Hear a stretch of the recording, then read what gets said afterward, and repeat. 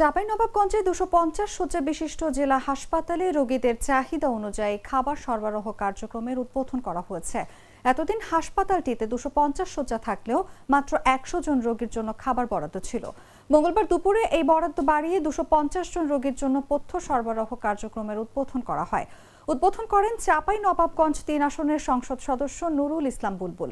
হাসপাতাল সূত্র জানায়, 100 শয্যার হাসপাতালটি 250 শয্যায় উন্নীত হলেও জনবল ও খাদ্য বরাদ্দে ঘাটতি ছিল।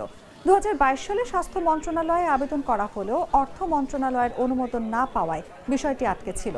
পরে অবশেষে 250 রোগীর জন্য খাদ্য বরাদ্দ অনুমোদন দেওয়া হয়। হাসপাতালের তত্ত্বাবধায়ক ডক্টর মোহাম্মদ মশিউর রহমান বলেন, দীর্ঘদিনের চাহিদার পর এখন থেকে সব রোগী নিয়মিত খাবার পাবেন। এমপি নুরুল ইসলাম বুলবুল বলেন, এতে রোগীদের ভোগান্তি কিছুটা হলেও কমবে।